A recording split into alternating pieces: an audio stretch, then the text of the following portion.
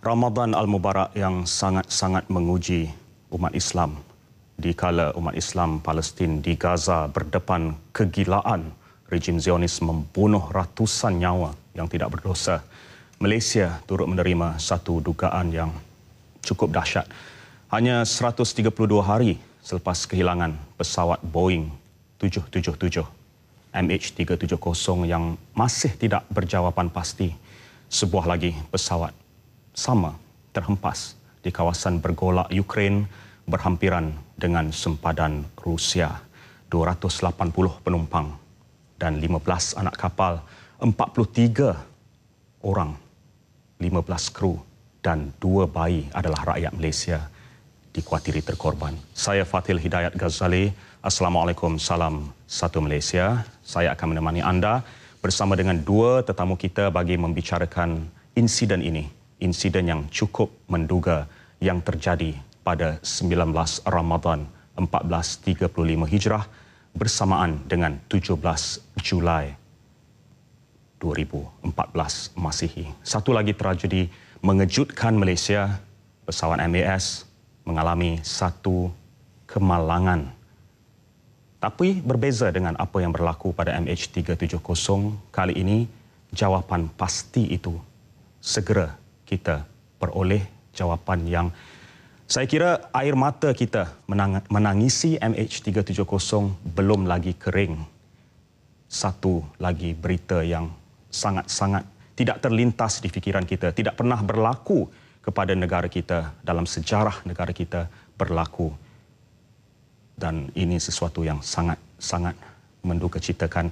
Berita terkini oleh media asing melaporkan MH17 atau MH17 itu terma yang tepat untuk menyebutnya. MH17 ditembak jatuh ketika ia berada pada ketinggian 30,000 kaki dan terhempas di Ukraine berhampiran dengan sempadan Rusia. Laporan ini kita terima sejak dari malam tadi lagi sebenarnya. Cuma pengesahan itu mengambil masa sebelum Yang Amat Berhormat Perdana Menteri kita Datuk Seri Najib Tun Razak mengadakan sidang media pada pukul 4 pagi tadi. Pesawat MH17 itu dalam penerbangan dari Amsterdam ke Kuala Lumpur. Ramai yang sudah maklum tentang perkara ini. Membawa seperti yang saya katakan tadi 280 penumpang dan 15 anak kapal. 4 bulan sebelum ini, 132 hari sebelum ini, MH370 ketika itu membawa 239 penumpang hilang dalam perjalanan dari Kuala Lumpur ke Beijing dan dipercayai berakhir di selatan Lautan Hindi. Usaha pencarian pesawat itu semua sedia maklum terus berjalan, masih berjalan. Bagaimanapun hingga sekarang serpihan pesawat itu gagal ditemui, berbeza dengan apa yang berlaku 50 km dari sempadan Rusia kepada MH17 itu. Dan Timbalan Menteri Luar Datuk Hamzah Zainuddin di Wisma Putra, menurut beliau, Wisma Putra ketika ini sedang bekerjasama dengan kerajaan Rusia dan Ukraine susulan tragedi yang berlaku malam tadi waktu Malaysia, dan MAS dalam satu kenyataan mengesahkan yang telah pun menerima pemberitahuan daripada ATC Ukraine bahawa ia telah terputus hubungan dengan MH17 pada 14.15 GMT, 30 km dari tamak, iaitu 50 km dari sempadan Rusia Ukraine. Dan portal kerajaan Ukraine www.kmu.gov.ua menyatakan pada Rabu situasi di sempadan Ukraine Rusia ketika ini masih tegang. Dan menurut laman web itu juga, pengawal sempadan meneruskan tugas berdasarkan Plan ATO dan tentera upahan Rusia dan pengganas di sana masih saling berbalas tembakan. Selepas MH370 sebenarnya, kemalangan atau tragedi ini sangat-sangat mengejutkan. Tak ada kata bagi menggambarkan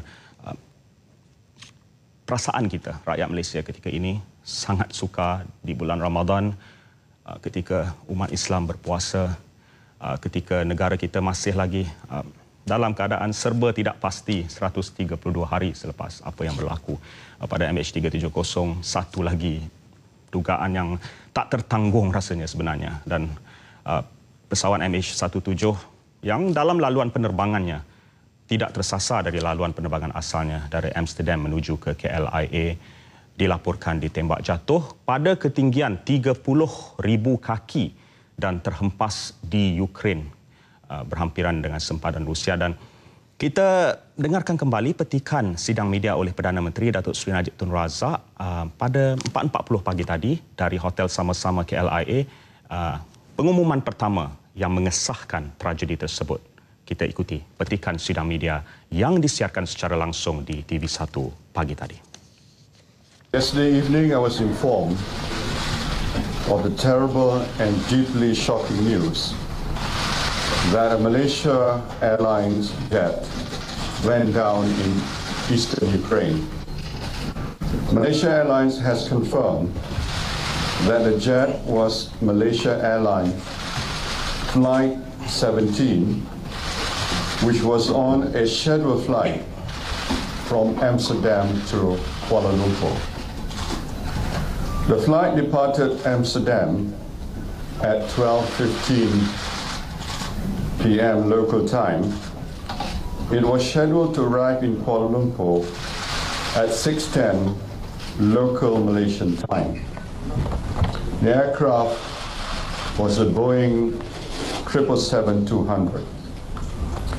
The aircraft's flight route was declared safe by the International Civil Aviation Organization. An International Air Transportation Association has stated that the airspace the aircraft was traversing was not subject to restrictions. Malaysia Airlines has confirmed that the aircraft did not make a distress call. The flight was carrying a total number of 295 people, comprising 280 passengers and 15 crew members. Malaysia Airlines is in the process of notifying the next of kin of the passengers and crew. All possible care will be provided to the next of kin. The government of Malaysia is dispatching a special flight to Kiev carrying a special Malaysia disaster assistance and rescue team as well as a medical team.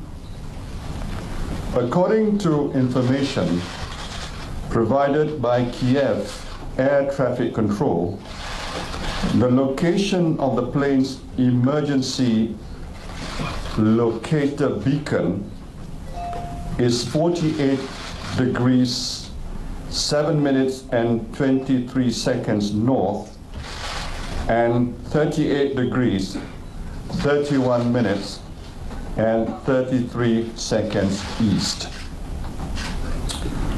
The Ukrainian authorities believe that the plane was shot down.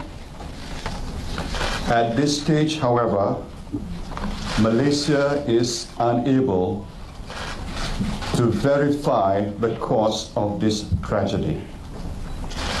But we must and we will find out precisely what happened to this flight. No stone will be left unturned. If it transpires that the plane was indeed shot down, we insist that the perpetrators must swiftly be brought to justice. Emergency operations centers have been established. In the last few hours, Malaysian officials have been in constant contact with their counterparts in Ukraine and elsewhere. And I will be speaking to a number of world leaders over the coming hours. I've had several conversations with the Prime Minister of the Netherlands. I have also spoken to the President of Ukraine. He has pledged that there will be a full, thorough and independent investigation, and Malaysian officials will be invited to take part. The Ukrainian president also confirmed that his government will negotiate with rebels in the east of the country in order to establish a humanitarian corridor to the crash site. Just now, I received a call from President Obama.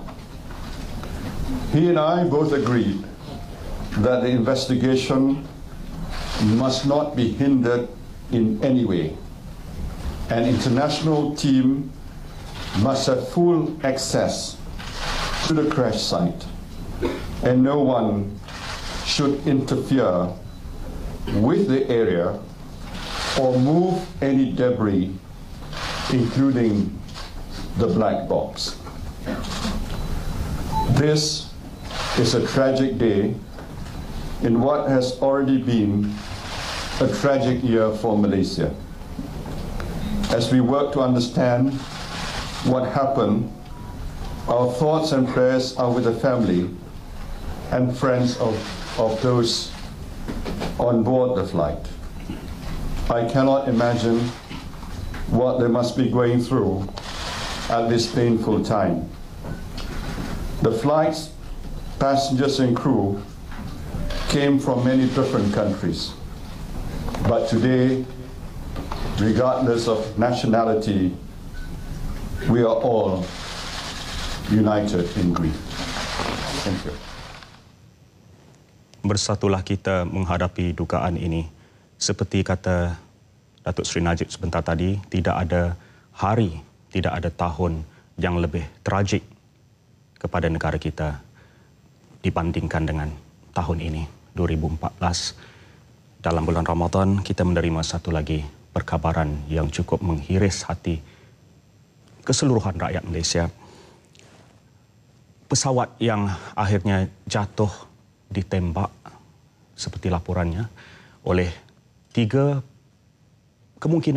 salah satu daripada 3 puak yang masih tidak mengaku bertanggungjawab, sama ada di pihak Ukraine, di pihak Rusia maupun di pihak tentera pemisah yang berada di timur Ukraine itu. Dan kawasan itu, wilayah yang bergolak itu, sebenarnya pergolakan itu adalah kerana campur tangan Rusia dalam hal ehwal politik Ukraine, dan malang sekali negara kita mendapat tempias langsung daripada perselisihan pertelagahan yang terjadi di timur Ukraine itu. Ketika ini semua penerbangan Malaysia MAS ke Eropah akan mengambil laluan alternatif bagi menggantikan laluan biasa ekoran apa yang terjadi pada MH17 di timur Ukraine itu. Bagaimanapun pihak MAS mengesahkan yang pesawat MH17 itu tidak membuat sebarang panggilan kecemasan. Dalam satu kenyataan, MAS mengesahkan yang laluan penerbangan biasa sebelum itu telah diisytiharkan selamat oleh Pertubuhan Penerbangan Awam Antarabangsa, dan manakala Persatuan Pengangkutan Udara Antarabangsa pula menyatakan yang pesawat itu menyeberangi ruang udara yang tidak tertakluk kepada sebarang sekatan. Dan seperti kenyataan sebelum ini, penerbangan tersebut membawa seramai kira-kira 298 orang, terdiri daripada 283 penumpang, 3 bayi dan 15 anak kapal. Berikut kita saksikan senarai beberapa penumpang dan anak kapal mengikut kewarganegaraan, di mana jumlah keseluruhan dapat kita lihat: Belanda 154 orang, Malaysia 43 orang, 15 kru dan 2 bayi, Australia 27, Indonesia 12, termasuk seorang bayi, United Kingdom 9, Jerman 4, Belgium 4, Filipina 3 dan Kanada 1. Belum dikenal pasti kewarganegaraannya adalah 41 orang, menjadikan jumlah keseluruhan 298 sebenarnya kesemuanya. Rentetan tragedi MH17 Singapore Airlines atau SIA menghentikan penerbangan melalui ruang udara Ukraine Dan menurut jurucakap SIA hari ini, syarikat penerbangan berkenaan telah pun mengubah laluan penerbangannya sebaik sahaja mengetahui yang pesawat MAS ditembak jatuh semalam. Beberapa syarikat penerbangan lain termasuk Qantas Airways juga telah mengubah laluan sejak beberapa bulan lalu lagi apabila ketegangan antara pihak Kiev dan pemberontak di kawasan berkenaan berterusan meningkat. Seperti yang saya katakan di awal pertemuan kita tadi, yang kita ataupun saya sebenarnya di studio hari ini tidak kesorangan. Kita bersama dengan dua tetamu yang akan membicarakan, yang akan memberikan pandangan berkenaan dengan apa yang berlaku kepada MH17. Telah pun pernah bersama dengan kita, tetamu kita yang pertama adalah bekas Ketua Juruterbang Penerbangan Malaysia MAS, iaitu Kapten Noruddin Abdul Majid. Assalamualaikum, Kapten. Waalaikumsalam warahmatullahi wabarakatuh. Kami merasa cukup terharu atas kesudian Kapten yang sudi sekali lagi meluangkan masa untuk berkongsi pandangan-pandangan Kapten yang saya kira setiap pandangan Kapten mencuri perhatian seluruh rakyat Malaysia. Mereka menantikan apa yang Kapten akan katakan berkenaan dengan insiden. Kalau sebelum ini MH370, kali ini MH17. Dan sebelum saya pergi kepada Kapten, seorang lagi tetamu kita juga baru saja bersama dengan kita kira-kira 2 hari lalu dalam berita nasional kita, dan beliau adalah Ustaz Muhammad Hanafiah Abdul Malik. Terima kasih, Ustaz. Ya, Assalamualaikum. Waalaikumsalam warahmatullahi wabarakatuh. Dan kita merasa lengkap pada hari Jumaat yang mulia pada bulan Ramadan Al-Mubarak ini. Walaupun hari ini hari yang cukup menyedihkan, yang paling menyedihkan bagi kita seluruh rakyat Malaysia, namun kita perlu melihat di sebalik apa yang berlaku ini. Jadi saya ingin Kapten membuka bicara pada hari ini. Sebaik sahaja Kapten mendengar apa yang terjadi kepada MH17. Apa Kapten rasa? Bagaimana? Boleh Kapten kongsikan dengan kami? Alhamdulillah. Bismillah. Seperti orang lain, memanglah ini satu berita yang sangat mengejutkan disebabkan oleh insiden yang berlaku yang belum lagi selesai di negara kita. Ya.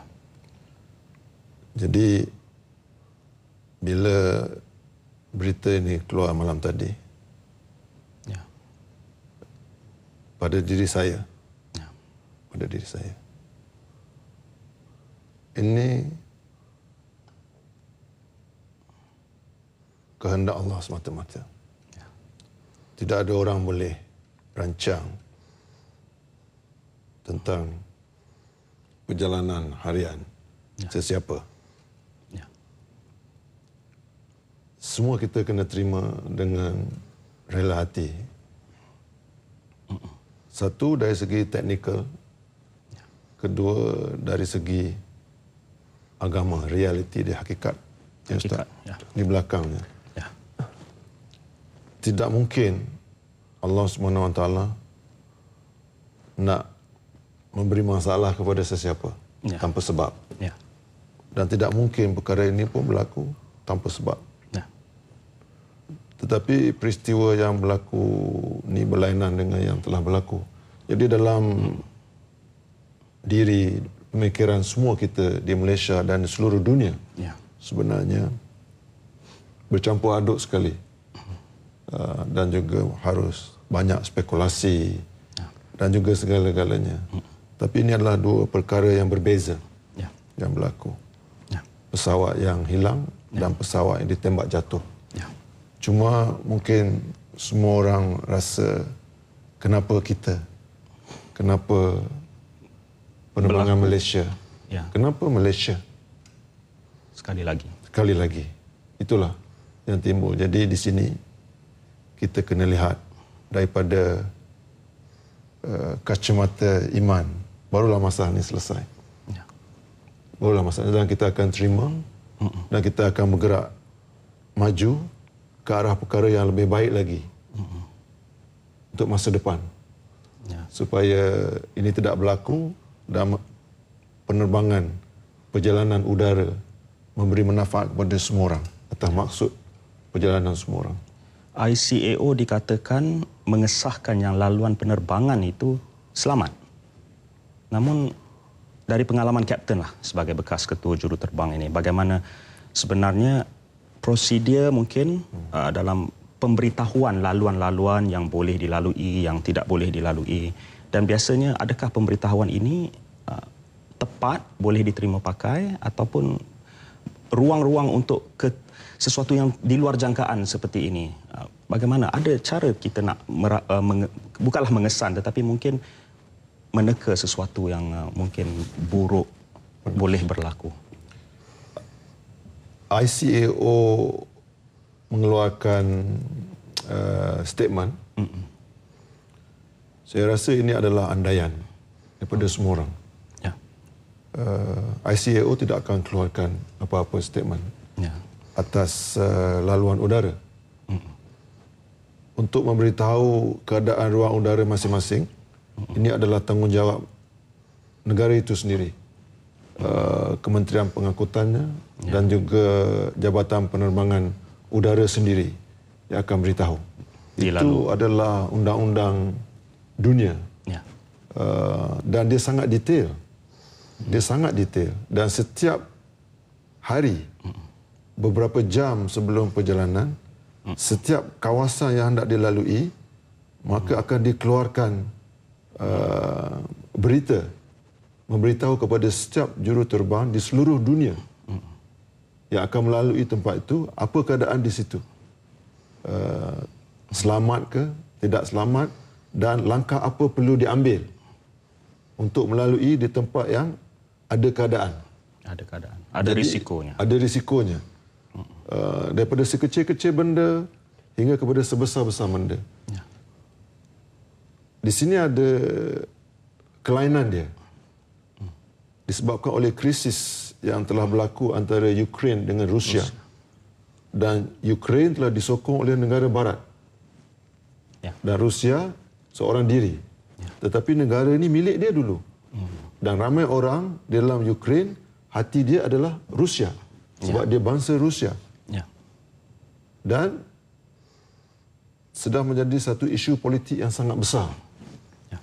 Jadi bila berlaku begitu, kita telah lihat media antarabangsa, telah berlaku krisis yang menyebabkan mereka telah mengambil kuasa untuk kontrol satu kawasan bersempadan dengan Rusia. Ya.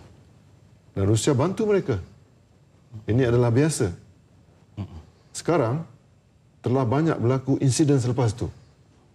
Di daratan dan juga di udara. Ya. Dalam semua pengetahuan semua. Tetapi untuk menjaga maruah masing-masing, Ukraine bagi tahu negara dia selamat. Tidak ada masalah. Yang tak selamat negara jiran dan juga orang yang dia tolong. Rusia juga beritahu perkara yang sama. Ruang udara saya selamat. Yang tak selamat di negara sebelah. Tetapi kita lihat beberapa pesawat telah ditembak jatuh. Ya. Hanya menunggu masa saja. Ya. Jadi notice to airmen, berita yang hendak memberi warning kepada semua juruterbang sebenarnya sudah keluar.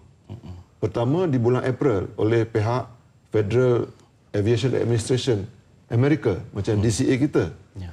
Memberitahu kepada semua pesawat yang diregisterkan di Amerika dan kepunyaan orang Amerika supaya tidak melalui kawasan ini. Ya. Semua dah diberitahu. Dan British United Kingdom juga telah mengeluarkan warning yang sama selepas itu untuk beritahu semua pesawat yang dimiliki oleh orang British ataupun British registered supaya advice supaya jangan masuk kawasan ini. Tetapi orang British ini dia lagi hikmah. Dia beritahu tidak masuk kawasan ini disebabkan oleh masalah mungkin perbalahan di bawah membawa kepada perbelahan ATC yang akan memberi arahan berbeza, yang akan mengelurukan. Dia tak kata pasal konflik lain atau dia tembak tak apa, dia jaga hati. Dia bukan begitu. Rusia mengeluarkan warning, iaitu pada hari 17 tu pukul 8 pagi Sudah ada waktu Malaysia. Ya. Berlaku pukul 10.30 malam. Pukul 8 pagi waktu Malaysia, Rusia telah keluarkan warning disebabkan oleh tembak-menembak yang berlaku di sempadan di situ, Rusia dan juga Ukraine. Dan Rusia kata apa? Tembakan itu datang daripada Ukraine dan masuk ke negara dia. Jadi dia beritahu bagi keselamatan semua penerbangan, beberapa perjalanan udara di kawasan itu ditutup. Termasuklah yang dilalui Alpha 87 berdekatan dengan Tamak. Itu pukul 8 pagi. Tetapi kita tidak tahu sama ada ini telah diberitahu kepada syarikat penerbangan masing-masing. Jadi sebenarnya lebih daripada itu, bila berlaku konflik dulu di Afghanistan, di Teluk Arab, Teluk Parsi, dan juga bila ada strike di India. Jadi syarikat penerbangan masing-masing akan mengadakan mesyuarat khas bagi menentukan hala tuju perjalanan masing-masing. Selamat ke, tak selamat ke, jalan mana yang harus kita ambil. Jadi kita tidak boleh ikut orang lain. Kita tak boleh ikut orang lain. Kita kena buat keputusan sendiri. Seperti mana yang bila perkara ini berlaku, baru kita tahu padahnya. Tapi sekarang ni terlalu unik perkara yang berlaku disebabkan kawasan pesawat jatuh itu adalah di bawah kontrol oleh, walaupun dia di dalam negara Ukraine, tapi orang yang suka berpihak kepada Rusia di situ. Jadi kita lihat serpihan yang berlaku semua diambil gambar ini tidak pernah berlaku. Dan tidak ada orang yang boleh pergi ke tempat ini sekarang. Disebabkan mereka kata ini negara ini adalah dia punya. Dan tidak ada pengisytiharan yang rasmi, tidak ada border, tidak ada unit khas kerajaan di situ. Dia akan merumitkan lagi keadaan. Kalaupun Ukraine nak menolong kerajaan Malaysia, pertolongan dia pun terhad. Betul. Hanya berada di kawasan yang dikontrol oleh kerajaan dia. Itu pun sentiasa diperhati oleh musuh. Di mana pesawat kita berada. Jadi inilah kita semua kena tawajuh. Apa hikmah dia berlaku begini. Minta pertolongan dan bantu dan bersatu. Seluruh orang Malaysia mesti bersatu macam mana nak keluarkan semua daripada keadaan ini. Dan Allah tahu apa cara dia dalam keadaan begini. Dan saya nak pergi pula kepada Ustaz Muhammad Hanafiah Abdul Malik. Kita akan kembali bersama Kapten Nurudin untuk memperjelas lagi lebih lanjut mungkin dari aspek teknikal penerbangan dan sebagainya. Namun Ustaz, sebaik sahaja berita ini tersebar, keluarga anak kapal penumpang yang terlibat ini, saya kira hancur luluh hati mereka. Namun pada masa yang sama dalam era teknologi maklumat tanpa sempadan ini, suka atau tak suka, mahu atau tidak mahu, pelbagai perkabaran yang akan sampai kepada keluarga ini, sesuatu yang tidak diingini, tak ingin dilihat, tak ingin didengar, suka tak suka sampai ke telinga keluarga. Namun masyarakat sebenarnya, saya nak tahu, mungkin Ustaz ada nasihat kepada masyarakat kita lah, sebab mungkin kita tak boleh kawal apa yang diperkata oleh antarabangsa. Namun nasihat kepada masyarakat kita bagaimana sekurang-kurangnya untuk kita menjaga perasaan ahli keluarga mangsa yang terkorban ini, kerana maklumat yang tidak terkawal ini boleh membuka mungkin keaiban keadaan mangsa dipaparkan dan sebagainya. Mungkin. Alhamdulillah wa bihi nasta'in, asyhadu an la ilaha illallah wa asyhadu anna Muhammadan abduhu wa rasuluh wa nusalli wa nusallim hazal nabil karim sayyidil mursalin wa ala alihi wa sahbihi ajma'in. Amma ba'd. Alhamdulillah. Saya mula-mula dapat berita tentang MH17 ni selepas saya solat tarawih dan kemudian saya bagi fakir miskin makan di Coket bersama Yapim dan kemudiannya bila balik dapat mesej dari dalam Facebook, saya terperanjat. Astaghfirullahalazim. Kenapa benda ni berlaku untuk kali kedua dalam masa yang terdekat? Semua orang macam tak percaya sebenarnya, Ustaz. Astaghfirullahalazim. Saya betul-betul Allahu Akbar, apa yang silap ni kami ni. Kemudiannya saya berdoa pada Allah, ya Allah selamatkan Malaysia, ya Allah selamatkan Malaysia, ya Allah. Saya takut berlaku peperangan ataupun sesuatu yang akan merosakkan negara kita. Mula-mula mungkin dirosakkan kapal terbang kita, tapi lama-kelamaan akan berlaku banyak lagi benda. Dalam Malaysia ni, kita alhamdulillah kita sebuah negara makmur, tetapi diuji dengan pelbagai uji-ujian. Dan sekarang ni, kalaulah berlaku kematian, apa yang diajar oleh Nabi dan Islam, kita kena sebut inna lillah wa inna ilaihi raji'un. Bila datang je perkabaran tentang kematian ataupun musibah berlaku, kena sebut inna lillah wa inna ilaihi raji'un. Daripada engkau kami datang dan kepada dikau kami akan dipulangkan.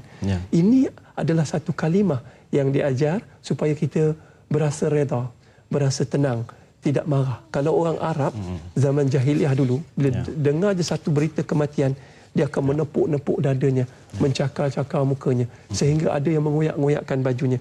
Tapi bila datangnya Islam, Islam mengajar sebut inna lillahi wa inna ilaihi raji'un. Ini penting. Kenapa bila kita sebut inna lillahi wa inna ilaihi raji'un, kita telah bersama-sama dengan Allah. Allah akan tenangkan jiwa kita. Allah akan bagi hidayah pada kita apa yang patut kita buat, dan Allah akan hantar orang-orang yang akan membantu kita untuk menenangkan kita. Tetapi kalau kita terperanjat, kita sebut, kita salahkan takdir, kita salahkan semua orang, kita salahkan semua pihak, dan ataupun kita cuba memarahi keadaan tersebut, kita akan berada dalam keadaan tertekan. Dan keadaan tertekan ini akan menyebabkan kita tersembunyi, tersorok dalam, takkan jumpa ketenangan. Tetapi apa yang paling penting patut kita buat adalah balik pada Islam, balik pada Allah. Inna lillahi wa inna ilaihi raji'un. Saya ingin cerita satu kisah sejarah sirah Rasulullah SAW. Pada tahun tersebut, Rasulullah dapat berita kematian isteri tercinta dan kematian bapa saudaranya, bapanya yang menjaganya daripada umur 12 tahun sampailah ke remaja, iaitu Abu Talib. Abu Talib ni bapa saudara Nabi yang menyayangi Nabi, tetapi dia tak masuk Islam lagi. Tapi apa berlaku bila dua-dua kematian ini berlaku dalam masa setahun yang sama, Rasulullah sedih. Rasulullah rasa macam sangat tak boleh digambarkan isteri kesayangannya. Kadang-kadang kalau isteri kita meninggal dunia, ada yang mungkin penonton di rumah yang meninggal dunia, kita tengok baju pun kita tengok pinggan yang dia makan, kursi yang dia makan pun kita akan menangis. Apatah lagi Rasulullah, manusia yang paling mencintai isterinya. Tapi apa berlaku tuan-tuan? Ayat turun. Alam nashrah laka sadrak. Bukankah kami yang lapangkan dadamu wahai Muhammad? Ayat ni bagus. Saya pesan kepada mereka yang menerima musibah di luar sana, saya minta amalkan ayat ini. Alam nashrah laka sadrak. Bukankah kami yang lapangkan dadamu wahai Muhammad? Kalau kita ada masalah, kita kena banyak berdoa pada Allah. Lapangkan dada kita, insya-Allah. Keduanya, wa wada'na anka wizrak, kami ringankan bebananmu, allazi anqadha zahrak, kami ringankan pinggulmu. Ini ayat yang menenangkan. Bila Rasulullah dengar ayat ni, Rasulullah rasa senang, tenang. Dan kemudian selepas itu Rasulullah bersyukur bahawa apa yang dia telah lakukan itulah yang terbaik untuk umatnya. Dan tak lama selepas itu Allah bagi satu rezeki yang amat luar biasa yang tak pernah terfikir oleh Rasulullah, iaitu Isra' wal Mi'raj. Tetapi selepas ayat ni turun, kita sebagai umat Nabi Muhammad yang ikut Rasulullah SAW, kita kena cuba amalkan ayat ini. Ada hikmahnya. Dan ayat yang seterusnya, فَإِذَا وَرَفَعْنَا لَكَ الذِّكْرَ فَإِنَّ مَعَ الْعُسْرِ يُسْرًا. Di sebalik kesusahan, apa yang kita hadapi, kapal terbang terhempas, ditembak ini, inna ma'al usri yusra. Di sebalik kesusahan apa yang berlaku ni, ada juga kemudahan, kesenangan yang kita tak tahu apa hikmah dia. Tapi Allah pesan ayat selanjutnya, fa iza faraqta fansab wa ila rabbika farra. Kepada Allah kita berharap, berusaha habis-habisan, dan kepada Allah kita berharap. Ini adalah tindakan orang Islam apabila terima musibah, terima berita yang terima benda-benda yang tak baik. Dan saya nak pesan satu kepada mereka yang menyebarkan mungkin gambar-gambar mangsa yang yang kapal terbang terhempas tu, gambar-gambar yang itu mengayapkan jenazah. Ya. Bila mengayapkan jenazah, kita berdosa pada jenazah. Bila kita berdosa pada jenazah, kita tidak akan terampun dosa tersebut selagi kita tidak minta ampun pada jenazah tersebut. Dan kemudiannya, kalau kita dapat lihat, ada juga keluarga-keluarga yang menyampaikan takziah lebih daripada 3 hari. Itu tak boleh. Dia dalam Islam, takziah ni hanya untuk 3 hari. Takziah hanya untuk 3 hari. 3 hari sahaja. Jangan lebih. Kalau lebih ni kan dia dah elok, dah situasi bertenang. Takziah arwah tu orang yang baik. Dia ingat balik. Islam bukan agama untuk bersedih. Islam agama memang sedih itu dibenarkan, tetapi bangkit selepas itu. Wallahu a'lam. Ya, baik Ustaz. Cuma apa yang saya kira cukup menduga kita dalam situasi ketika ini, semalam pun kita mendengar yang Malaysia sedang berkira-kira untuk ke bumi Gaza untuk menghulurkan bantuan dan sebagainya. Dan kita pun sudah bersiap sedia, doktor kita pun ada yang sudah pun bertolak ke Gaza semalam, dan dalam tempoh 2 minggu lagi pun lebih daripada 60 individu rakyat Malaysia akan ke bumi Gaza menghulur bantuan. Dalam momentum sebegini, tiba-tiba seperti satu bukan pukulan lagi, saya rasa mungkin satu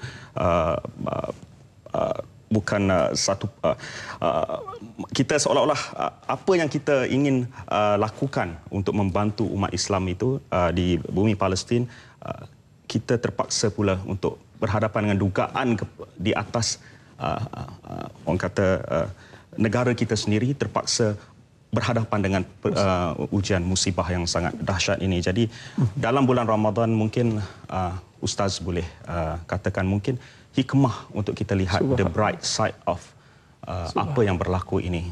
Subhanallah. Terima kasih. Subhanallah. Kapten dan pengacara, kalau kita dapat lihat, subhanallah, perkara ni kalau dilihat dengan mata hati dan mata iman, Allah pilih kapal terbang tu meletup dan terhempas pada malam Jumaat di Malaysia. Saat hari berlaku Jumaat itu. Saat berlaku itu hari Jumaat. Alhamdulillah. Ya. InsyaAllah benda-benda ni ada kebaikan. Memang dalam hadis yang dikatakan dhaif, tetapi hadis dhaif bukan hadis yang maudhu', bukan hadis yang palsu. Riwayat At-Tirmizi dan juga Al-Hakim mengatakan sesiapa yang mati pada malam Jumaat ataupun hari Jumaat, ketika itu apa yang berlaku, mereka Allah bebaskan daripada fitnah kubur. InsyaAllah kita doa kebaikan. Ini bulan Ramadan. Bulan Ramadan juga ramai umat-umat Islam yang mati syahid. Ya. Saya yakin di Gaza mereka mempertahankan Islam, mereka mempertahankan akidah. InsyaAllah kalau mereka gugur, Allah akan kurniakan syahid dan syurga yang tinggi. Begitu juga dengan MH17 ini, saya berharap kita kena sangka baik pada Allah. Allah ajar kita, qala Rasulullah qala ta'ala anna abda zanni abdi bih. Berkata Rasulullah dan berfirman Allah ni ikut sangkaan hamba-Ku. Kalau kita sangka baik pada Allah, kita sangka insya-Allah orang yang meninggal ni kalau dia umat Islam, Allah akan masukkan dalam syurga. Insya-Allah ketika kapal terbang nak terhempas jatuh ke bawah tu, semua sekali dapat sebut la ilaha illallah, paling tidak Allahu akbar. Mereka bergantung dan bertaubat pada Allah. Allah akan menerima taubat mereka.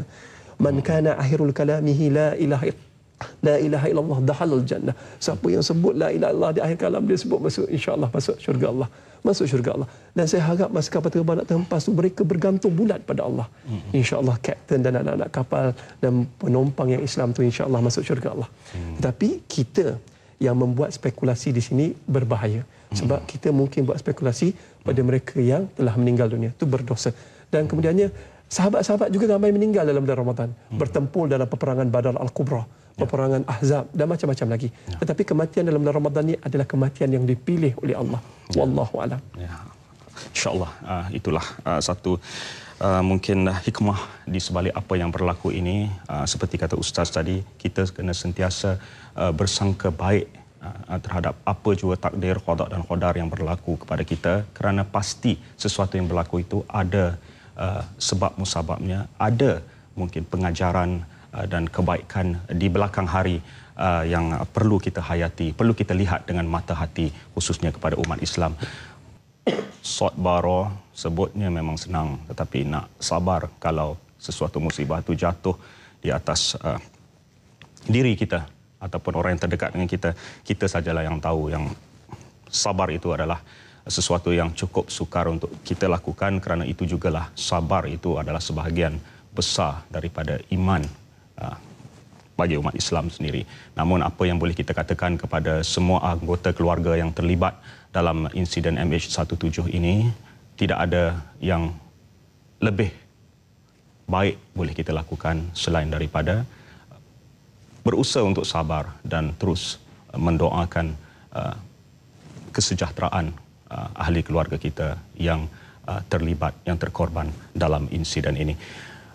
Rakan setugas saya, itu Ivan To yang bersama dengan anda penonton di TV1 sejak dari tengah malam tadi lagi, sejak mula-mula kita mendapat perkabaran tentang insiden MH17 ini, turut bersama dengan kita di studio. Jadi Ivan punya maklumat-maklumat terbaru untuk dikongsi bersama dengan kita semua. Jadi saya teruskan memberikan pentas ini kepada Ivan To untuk mewar-warkan apa yang terbaru yang mungkin Ivan boleh kongsikan bersama dengan kita penonton di TV1. Ivan To, silakan. Terima kasih Dayat. Saya di sini telah pun mengemaskini beberapa perkembangan terbaru yang mungkin boleh saya kongsikan dengan penonton di TV1. Tapi terlebih dahulu, saya nak bawakan perhatian anda kepada peluru berpandu yang kita ceritakan mengenai senjata yang digunakan untuk menembak pesawat MH17 ini yang dikatakan ataupun dinamakan sebagai BUK, peluru berpandu BUK, ataupun disebut dalam bahasa Rusianya Buk. Ya, Buk ini sebenarnya untuk pengetahuan anda dibangunkan sejak era Soviet Union, iaitu pada tahun 1972, dan ia mengambil masa 8 tahun untuk membangunkan senjata peluru berpandu ini, dan selepas itu digunakan secara rasminya pada tahun 1980 seperti yang anda dapat saksikan di visual itu ketika ini. Ya, dan mungkin saya boleh kongsikan lagi antara yang saya sempat kemaskini mengenai Buk, peluru berpandu Buk ini. Sebenarnya Buk ini boleh mencapai altitude 22,000 meter dan boleh disasarkan kepada pelbagai target. Maksudnya dalam satu tembakan itu boleh mencapai pelbagai target dengan jarak dan juga sudut yang berbeza. Dan Buk ini dikawal menggunakan radar yang sangat canggih sebenarnya, yang boleh mengenal pasti sasarannya. Jadi ada pihak yang mengatakan bahawa ini bukanlah satu kemalangan tapi satu bentuk jenayah, kerana ketepatan sasaran yang boleh dicapai oleh peluru berpandu Buk ini menepati, ya, sasarannya adalah 90 hingga 95%. Maksudnya jika sasaran itu ditembak, 95% jangkauannya pasti akan terkena mana-mana sasaran yang disasarkan oleh Buk ini. Dan ia boleh menjangkau jarak sehingga 3 hingga 20 km, dan kelajuan itu juga agak mustahil bagi sebuah pesawat untuk mengelak daripada terkena daripada peluru Buk ini, dan mungkin hanya sedar selepas terkena sasaran itu. Dan tragedi ini seperti yang saya katakan tadi bukanlah satu bentuk kemalangan, kerana secara logiknya kalau kita amati di sini adalah agak mustahil penglihatan kita boleh mencapai 10 km di ruang udara untuk melihat sebuah pesawat melintas atau bagaimanapun. Jadi pun Buk ini menggunakan kecanggihan radarnya untuk mengesan sasaran itu menggunakan teknologi radar yang begitu canggih, tapi mungkin radar itu hanya boleh mengesan altitude pesawat itu. Jadi radar itu belum canggih sehingga boleh mengenal pasti sama ada ia adalah pesawat komersial ataupun sebuah pesawat perang. Dalam setiap peluru berpandu Buk ini mengandungi bahan letupan yang tinggi yang digunakan untuk tujuan perang yang boleh menyebabkan kemusnahan teruk kepada pesawat. Dan timbul juga persoalan di sini, siapakah yang memiliki peluru berpandu Buk? Mengikut data yang saya perolehi ini, pastinya Rusia pemiliknya, tetapi Buk pernah dijual kepada tentera Syria dan telah pun disahkan juga Ukraine juga memiliki peluru berpandu yang sama di kawasan timurnya, iaitu kawasan kejadian. yang dikuasai oleh puak pemberontak pro-Rusia ini. Apapun, Perdana Menteri Australia ini mungkin juga boleh saya kongsikan di sini.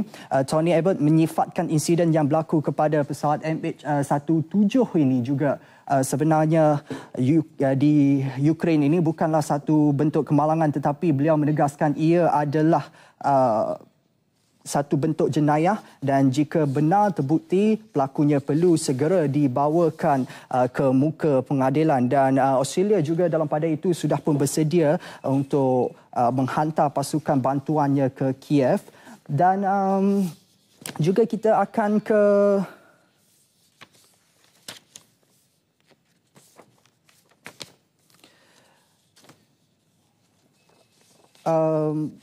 ini yang mungkin boleh saya kongsikan di sini.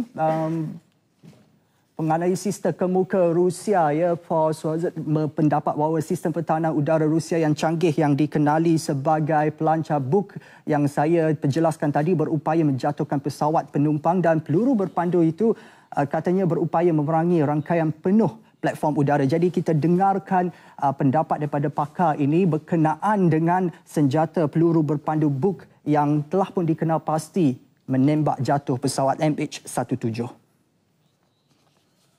The Buk missile is one of many formidable Russian air defense systems. The Buk missile is actually a family of missiles. There's been many variants over the years, dating back to the Cold War era.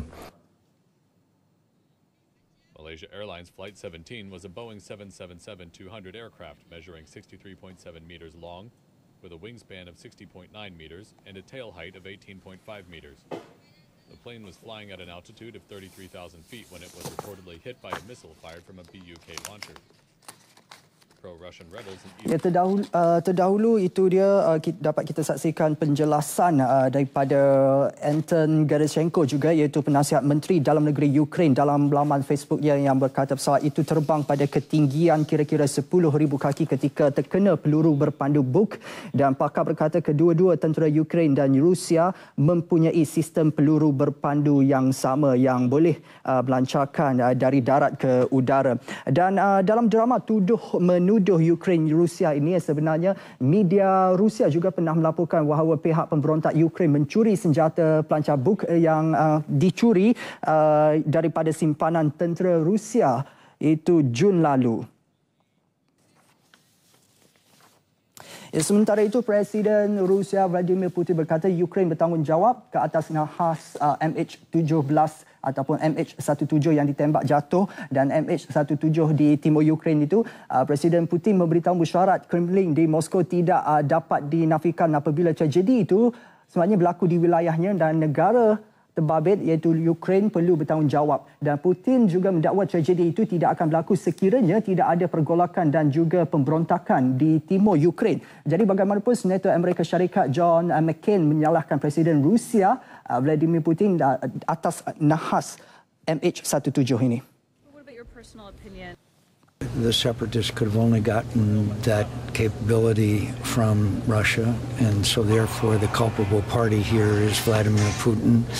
And what gives credence to that theory is in the last couple of weeks, the quote separatists have shot down several aircraft, including a transport aircraft that was flying at 21,000 feet. So they have a record in recent days of shooting down Ukrainian aircraft.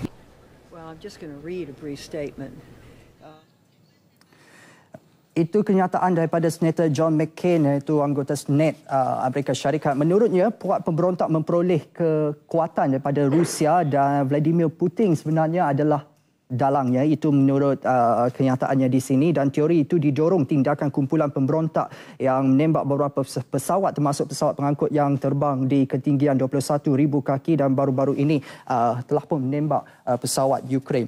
Dan seterusnya juga Duta Ukraine ke Persatuan Bangsa Bersatu PBB pula mendakwa Rusia menyokong aktiviti pengganas di Ukraine susulan daripada kenyataan daripada anggota Senat Amerika Syarikat itu. Dan wakil tetap Ukraine ke PBB Yuri Sergeyev berkata kerajaan Rusia tidak bertanggungjawab dan mengendahkan gesaan untuk menamatkan keganasan di kawasan tersebut. Kita dengarkan apa yang diperkatakan itu. Ambassador of Ukraine, Mr. Sergeyev. It is now obvious that Russian government does not respect undertaken obligations and ignores our common strong call to impact on armed groups and to end violence in the east of our country.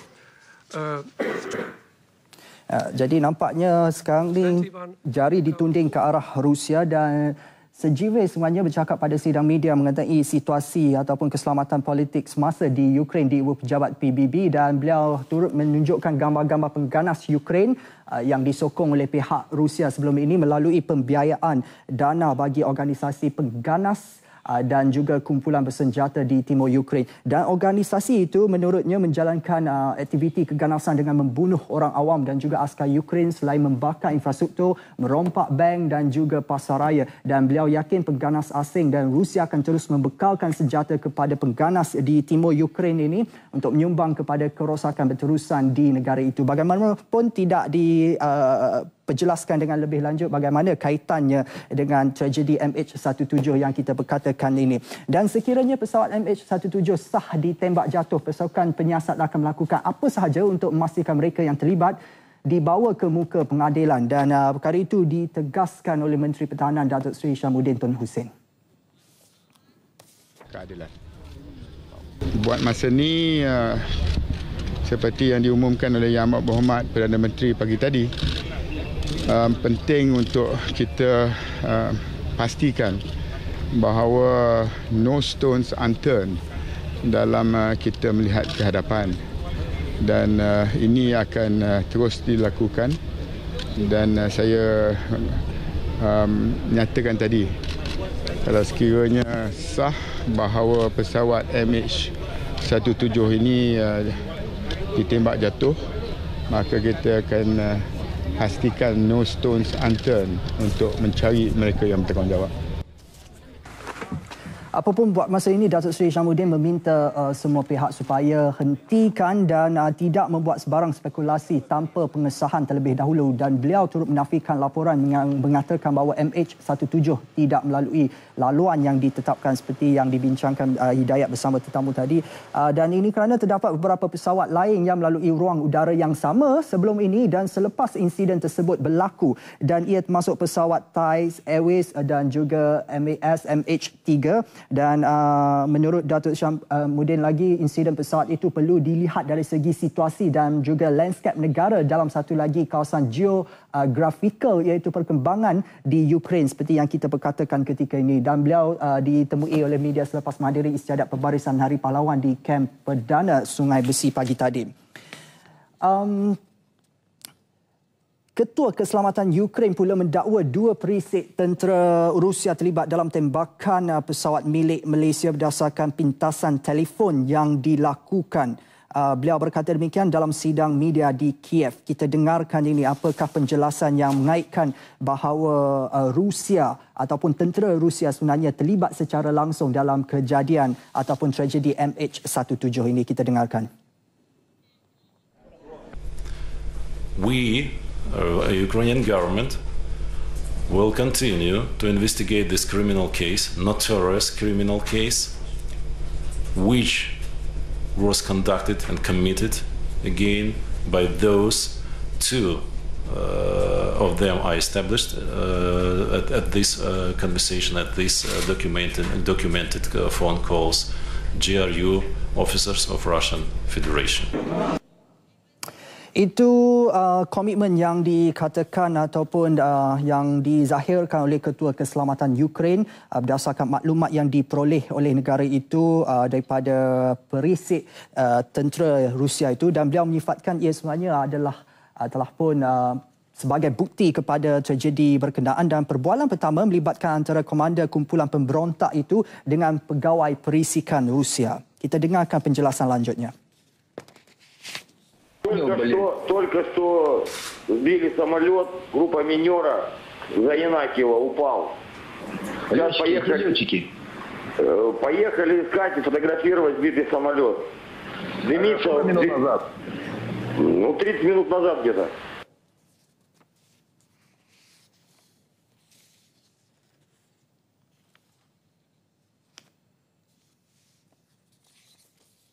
Ну что у вас там? Короче, блин, стопудово гражданский борт. Понятно. А этот, как, народу много там? Это пиздец. В обломки прямо во дворы падали тут. Вот так вот. Борт какой? Да я еще пока не разобрался, потому что я не был возле основной части. Я только вот смотрю там, где начали первые тела падать.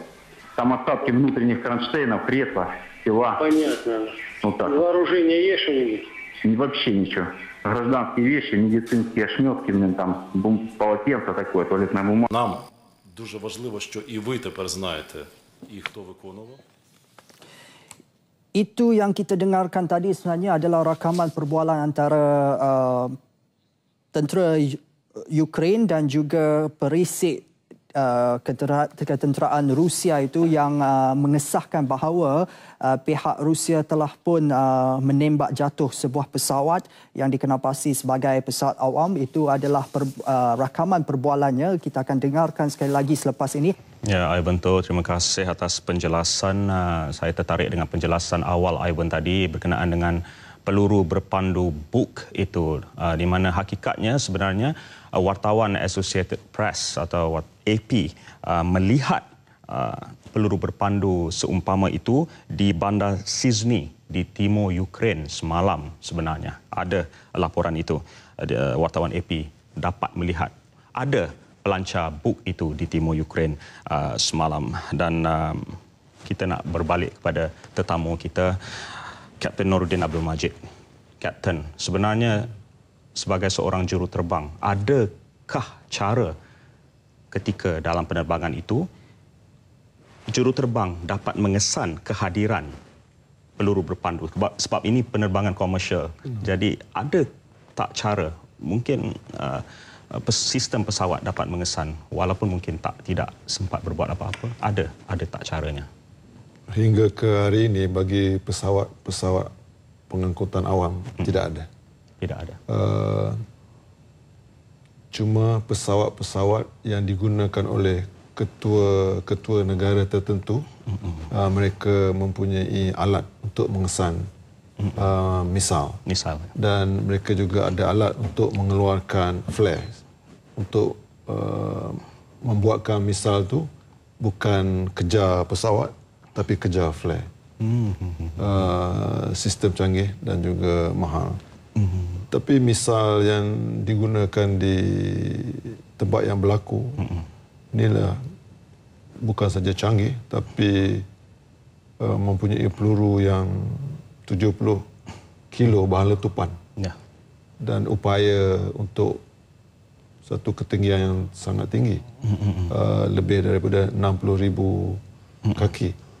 Jadi maknanya itu kawasan pergolakan. Semua orang mempunyai misal di situ. Sama ada jenis yang digunakan atau jenis lain, sama ada dia handheld ataupun shoulder mounted, ataupun seperti ini daripada kenderaan untuk tujuan-tujuan atau target tertentu. Cuma mereka hanya akan membuat keputusan apa target dia pada hari ini.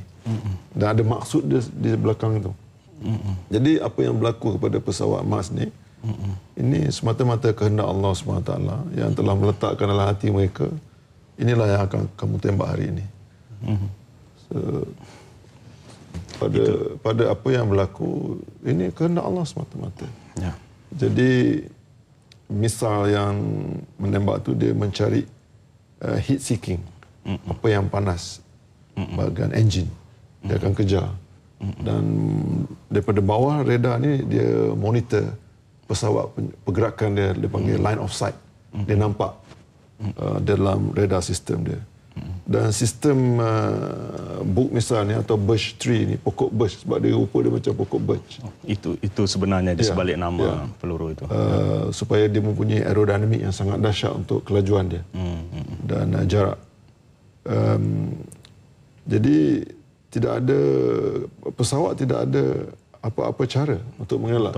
Dan ini bukan sebenarnya maksud pesawat dibuat untuk mengelak perkara-perkara begini. Kalau pesawat dapat mengelak, itu pun memudaratkan pesawat. Bila dia buat penerbangan ataupun satu perkara yang terkejut, melebihi keupayaan, dia boleh mematahkan sayap dia. boleh mudaratkan lebih lagi pada itu daripada apa yang nak dibuat. Juga mengundang kecelakaan. Benar. Jadi ini benar-benar tertulis. Ya. Tertulis sebab sebelum pesawat ini, pesawat MH3 telah lalu di perjalanan yang sama. Ya. Dan jangan banyak juga pesawat-pesawat yang lain.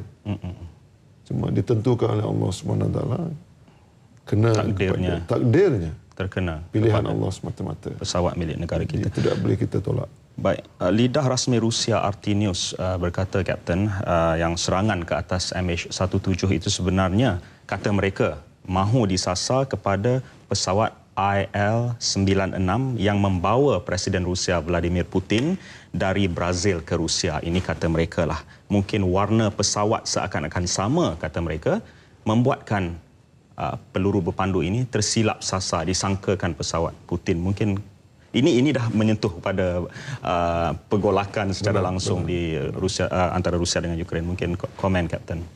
Jadi bila perkara ini berlaku di tempat konflik, semua orang akan mengatakan mereka lah yang paling betul. Ya. Tetapi pada saya, itu hanyalah tembakan rambang daripada mereka. Suka-suka tembak. Suka-suka tembak. Mereka ni hanya menerima arahan. Mereka ni rebel. Apa saja mereka akan rebel, sebab tu perkataan rebel. Dan tidak ada undang-undang di kawasan ni. Buat apa saja mereka rasa nak buat. It's free. Dan mereka juga dibantu oleh kuasa besar di belakang mereka. Dan mereka bermusuh. Dan pada saya lihat pihak Rusia daripada Rostov, bandar sebelah, ada mengeluarkan notis tembakan akan berlaku. Dan telah berlaku. Dan telah menjatuhkan beberapa pesawat lain. Cuma pengangkutan udara tidak react kepada apa yang berlaku. Itu salah. Itu salah sebab Ukraine tak mau tutup ruang udara dia. Kalau dia tutup ruang udara dia, itu menunjukkan kelemahan dan negara dia krisis. Dia menyebabkan masalah lain, politik, perdagangan, stok market dia. Jadi, Rusia juga atas perkara yang sama, dia tidak tutup ruang udara dia. Dia nak ruang udara yang sebelah yang ditutup. Jadi benda ni tidak di pick up oleh syarikat penerbangan. Sampailah hari ini berlaku. So, dia punya reaction tu lambat. Saya pun heran. Cara kita menangani krisis untuk pesawat-pesawat yang membawa orang yang tidak berdosa, maksud tujuan perjalanan, aset yang sangat mahal.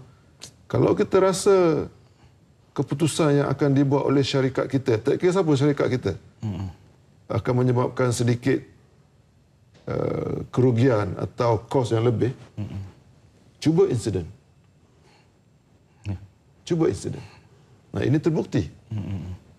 Jadi ini pun perintah Allah Subhanahu Wa Taala supaya menggunakan hikmah. Jangan challenge Allah. Jangan challenge sunnatullah yang Allah Taala telah letakkan. Keadaan, maksud, nilai satu benda, mudaratnya, manfaatnya. Jadi kita sentiasa kena gunakan akal untuk mengharungi, mengatasi dan memanfaatkan semua. Ini penting. Kalau kita hanya melihat macam keadaan emas, saya rasa ramai orang akan berspekulasi. Emas ingin menyelamatkan syarikat, kena jaga kos, bahan apinya, segala-galanya. Mau jalan yang paling dekat, mau begitu, begini, semuanya. Ini jadi spekulasi. Tapi apa pun, bila insiden berlaku, itulah yang paling mahal sekali. Mahal dunia dan juga mahal di akhirat. Jadi saya di sini uniknya kita lihat grafik. Macam mana tembakan itu sekarang di sana pukul 10 lebih. 10.40. 5 jam beza pada kita. Pagi. Tidak ada satu orang pun dapat pergi ke tempat ini. Masih lagi. Tidak akan ada. Sebab ini adalah kawasan puak pemisah. Ya. Tidak ada satu orang pun daripada Ukraine akan berani ke situ. Melainkan pemerintahan negara kita yang saya rasa telah dibuat oleh pihak pemerintahan negara, Perdana Menteri dan juga kawan-kawan dia bercakap dan minta pertolongan dengan kerajaan Ukraine, kerajaan Rusia, dan juga kita dengar percakapan dengan Presiden Amerika sendiri. Dan United Nations sendiri tak dapat menangani benda ni. Mereka senyap. Jadi kita sendiri, dan betul apa yang telah dibuat, keputusan dibuat untuk menghantar apa-apa pun, kita pergi dulu ke sana, buat apa yang boleh. Dan kita kena simpati dan doa untuk keluarga, anak-anak kapal dan juga mangsa yang lain. Tidak kira agama. Macam mana mereka harus bersabar dan juga dapat melakukan perjalanan hidup seterusnya dengan bantuan-bantuan yang boleh diberi oleh semua kita. Ini adalah saat untuk bersatu. Bersatu. Saat untuk bersatu. Pada saya lah, semua perkara yang telah berlaku, apa mesej daripada Allah SWT adalah untuk kita bersatu. Ustaz. Sebab persatuan hati inilah sebenarnya senjata yang paling hebat. Lebih hebat daripada apa senjata sekalipun. Persatuan hati. Bila tidak ada persatuan hati, ukhuwah ini habis. Lemah selemah-lemahnya. Menjadi buih, Ustaz. Inilah masalah umat.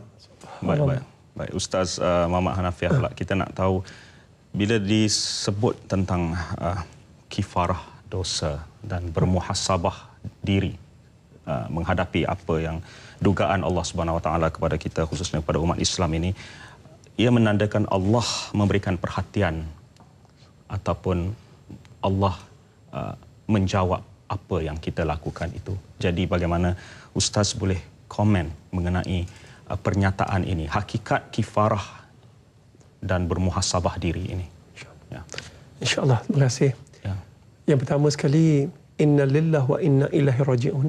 Daripada kau kami datang dan kepada kau kami akan dipulangkan. Ini membawa maksud apa sahaja adalah milik Allah. Ketentuan Allah. Jadi bila Allah, dia ada satu formula untuk memudahkan faham tentang kifarah ini, iaitu formula aku. Aku adalah Allah. Aku. Yang pertama azab. Sekiranya seseorang itu derhaka pada Allah, engkar perintah Allah, yang haram dia halalkan, yang halal dia haramkan, dan melakukan maksiat. Ketika itu adalah azab daripada Allah. Yang kedua adalah kifarah. Sekiranya Allah timpakan sesuatu penyakit ataupun musibah untuk mencuci dosa dia. Sehingga bila dia bertemu dengan Allah, tidak ada satu butir pun dosa. Adalah ujian. Ujian ini kadang-kadang Allah timpakan kepada pesawat MH17 adalah ujian untuk rakyat Malaysia. Dan ujian pada seluruh umat Islam di dunia. Adakah kita ingin bersatu ataupun seronok berpecah belah? Ataupun kita sentiasa mencari silap orang lain. Kalau kita mencari silap orang lain, orang ni salah, kita tidak akan bersatu dan memperbaiki kesilapan kita. Dan kifarah.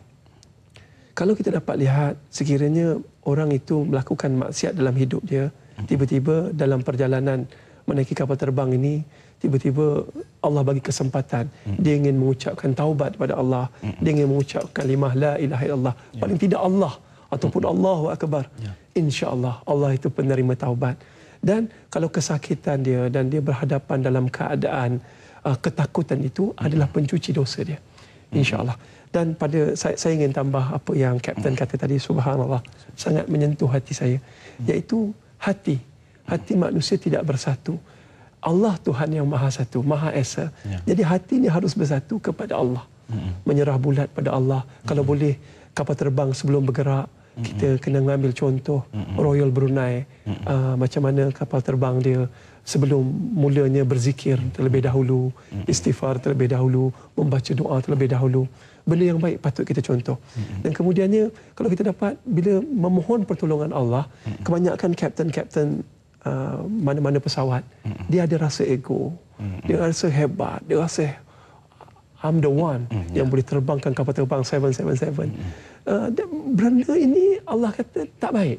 Sombong. Allah kata dalam hadis kursi, barang sesiapa yang sombong adalah pakaianku, selendangku adalah keagungan. Barang sesiapa yang memakai pakaianku, kesombongan itu, aku akan rendam dalam neraka buat selama-lamanya. Jadi ini adalah mendidik kita supaya jangan ada sifat sombong. Kena ada sifat rendah diri dan bertawakal bulat pada Allah. InsyaAllah. Kapal terbang bukan kapten yang terbangkan, tetapi Allah Ta'ala yang terbangkan. Bukan minyak. Yang menyelamatkan kapal terbang bukan sistem keselamatan dia, tetapi Allah. Yang mengapungkannya Allah. Dan jet tu bukan jet yang meruntuhkan peluru pepandu berk tu yang memusnahkan kapal terbang tersebut, hanya Allah. Tapi kalau kita dapat yang kat situ, dapat keimanan yang bahawa segala-galanya milik Allah, ketentuan Allah, ketika itu kita faham apa makna kifarah. Kifarah ni adalah mencuci dosa. Kalau kita faham, insya-Allah ibu dan ayah ataupun suami dan isteri yang ada berlaku kematian dalam pesawat MH17 ni, saya ucapkan takziah dan ingat, inna lillahi wa inna ilaihi raji'un. Itu akan memberi kekuatan. Allah akan bagi bantuan pada jiwa kita untuk berasa tenang. Kita dibenarkan menangis. Rasulullah SAW juga menangis apabila anaknya meninggal dunia, isterinya meninggal dunia, pakcik dia meninggal dunia. Dia menangis.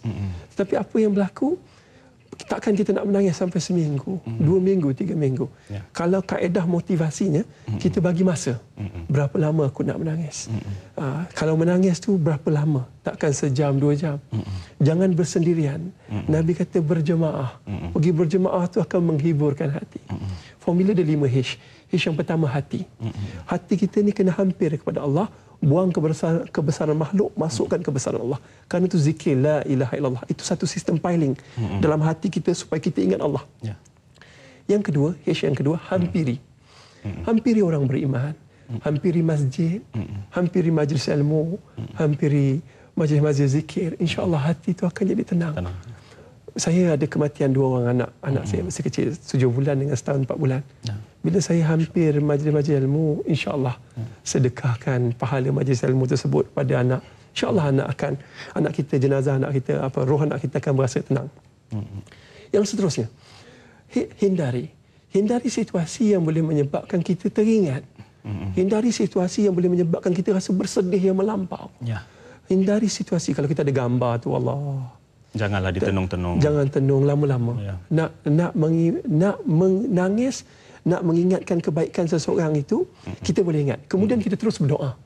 Ya Allah, ya Tuhanku, anak aku ni anak kesayangan aku ni, ya Allah, dia anak sulung aku, ya Allah, Kau kurniakan syurga padanya, ya Allah, Kau ampunkan dosanya, ya Allah. Itu boleh. Dengan mendapat perasaan, dengan dapat naluri bila lihat gambar tu, silakan. Tak ada masalah.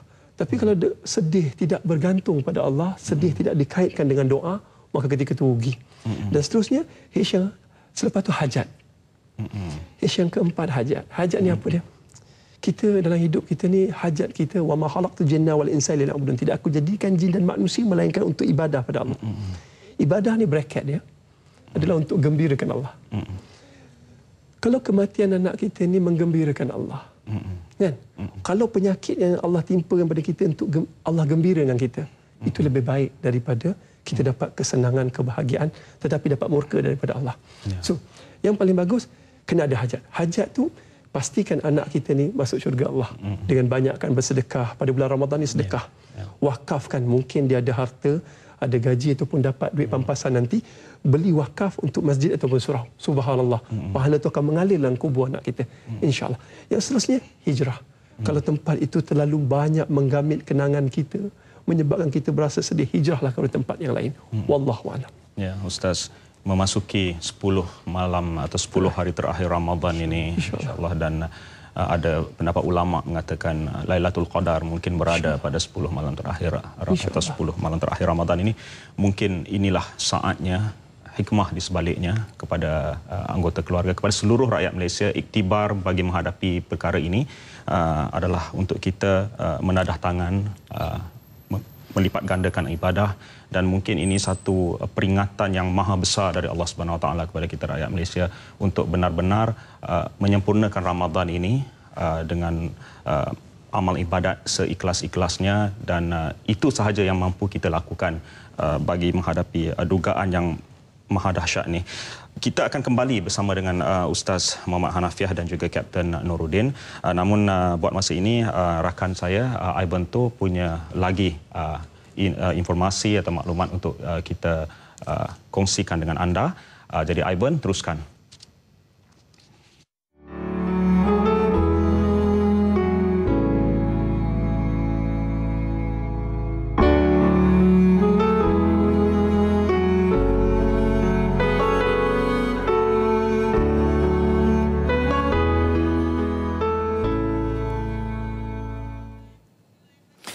Ya, Hidayat, sebelum kita ke Hotel Sama-Sama Sepang untuk mengikuti sidang media khas yang akan dihadirkan oleh Menteri Pangkutan Datuk Seri Lau Tiong Lai petang ini pukul 4 dijadualkan. Apabila kita masih lagi menantikan isyarat daripada Hotel Sama-Sama Sepang. Sebab itu beberapa perkembangan yang saya nak kongsikan buat masa ini.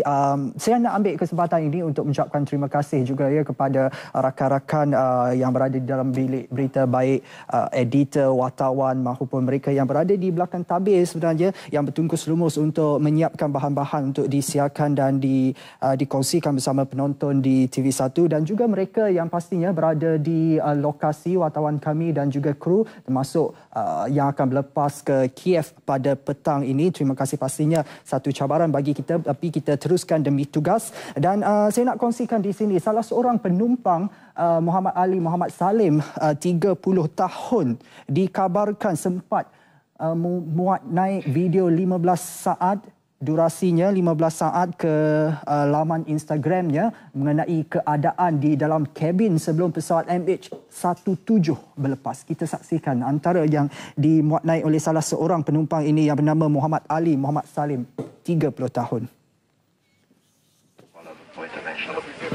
At the moment, we are on the final stages of our boarding and cargo loading.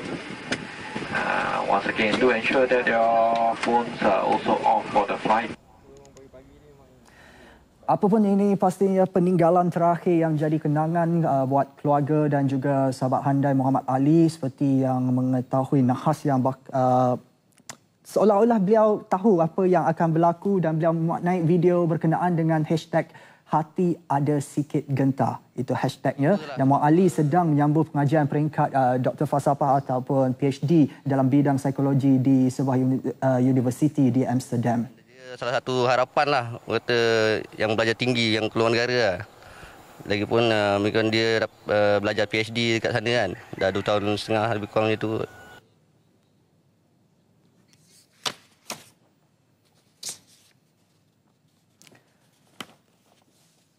Itu yang dimaklumkan oleh rakan Muhammad Ali sendiri yang merupakan rakan baiknya sejak kecil yang ditemui di kampung halaman oleh wartawan kami, iaitu di Muar, Johor. Muhammad Ali yang katanya menurutnya ditemui kali terakhir pada Hari Raya Aidilfitri tahun lalu yang dikenang dan juga dibanggakan sebagai antara sahabat yang begitu gigih melanjutkan pengajian sehingga ke peringkat tinggi.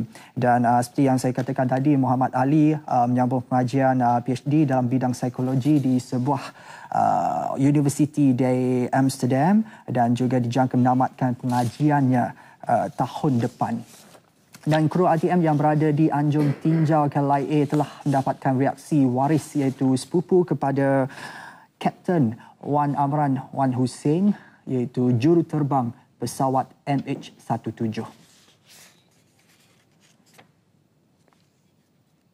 Yang hanya mahu dikenali sebagai Umi, beliau memberitahu kepada media bahawa Kapten Wan Amran telah pun bertugas selama 25 tahun dengan MAS serta berpengalaman mengendalikan pesawat Boeing 777 ini. Dan jelas Umi, Kapten Wan Amran yang baru saja pulang dari kampungnya di Kuala Kangsar minggu lalu tidak menunjukkan sebarang perubahan tingkah laku. Bagaimanapun sebelum berlepas pulang, Kapten Wan Amran sempat menghantar pesanan menggunakan aplikasi WhatsApp pada jam 6.45 petang waktu Malaysia kepada isterinya, memberitahu beliau sudah bersiap sedia untuk melakukan penerbangan iaitu dari Amsterdam ke Kuala Lumpur. Dan menurut Umi juga buat masa ini, isteri Kapten Wan Amran masih lagi terkejut dengan insiden tersebut dan belum lagi membuat keputusan sama ada untuk berlepas ke Kiev, Ukraine ataupun tidak.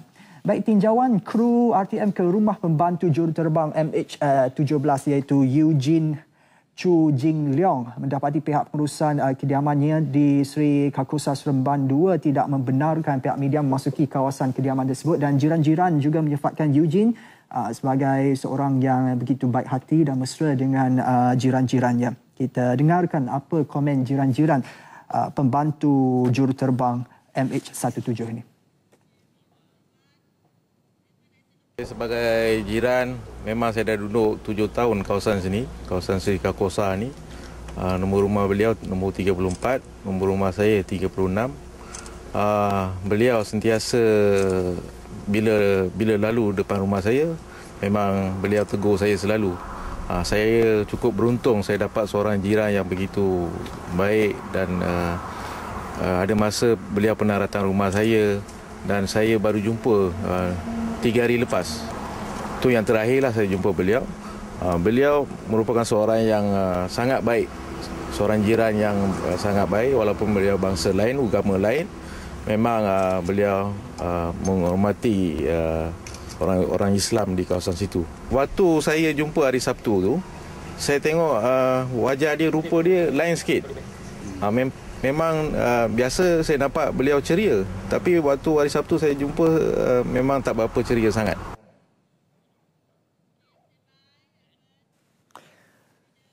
Ya, itu dia, sama ada waris keluarga penumpang, rakan-rakan mereka maupun jiran-jiran mereka kini menjadi antara sasaran apapun serbuan pihak media untuk mendapatkan pelbagai reaksi itu. Perasaan yang sedih juga dikongsi sebuah lagi keluarga, ya, yang kehilangan keseluruhan 5 ahli keluarga dalam tragedi MH17 ini. Itu bagi Datin Siti Dina yang kehilangan anaknya, menantunya dan 3 orang cucu dalam sekelip mata, akan menjadi episod yang paling sedih dalam hidupnya. Of course, I got shocked. I got the news at 12:30. My friend called up, so we watched the CNN news. But so we call up because my son-in-law is there. The brother-in-law said that he sent him to the airport. Really? On the way back to Melbourne, actually they're staying in Melbourne. So they stopped in KL to change another plane. Yeah. So that's why we want to come back and check. Yeah. My daughter. Sorry? Not my daughter. Your my daughter? bought the plane? Yeah. What's her name? What's your name? Liza. Liza? Yeah. Ya, ahli keluarganya itu iaitu anaknya, 3 orang cucunya dan juga menantunya sepatutnya transit di Kuala Lumpur, lapangan terbang Kuala Lumpur sebelum meneruskan perjalanan ke Melbourne di Australia. Dan pastinya seperti yang saya katakan tadi, saat yang paling sedih dan sukar untuk dilalui, dan saya mengambil kesempatan ini untuk mewakili RTM dan juga rakan-rakan di bilik berita untuk mengucapkan takziah kepada waris keluarga penumpang ini. Dan suasana pilu dan juga hibah turut menyelubungi keluarga salah seorang kru MAS yang terlibat dalam tragedi malang itu dalam kunjungan di kediaman mereka di Kampung Kelupang, Alau Mengkudu di Alor Star, Kedah. Ibu bapa dan juga keluarga mangsa iaitu Azrina Yaakob, 41 tahun, yang merupakan pramugari MAS, sedang dikabarkan kepada kami bersiap sedia untuk ke ibu negara. Dan dimaklumkan juga ibu mangsa Habibah Ismail, 65 tahun, yang masih lagi terkejut selepas menerima berita itu, berkata Azrina, itu anak kedua dari 4 beradik itu, sering menghubunginya dan menyatakan hasrat untuk pulang ke kampung menjelang Aidilfitri ini. Dan Azrina juga disifatkan sebagai seorang anak yang begitu penyayang dan bertanggungjawab terhadap keluarga.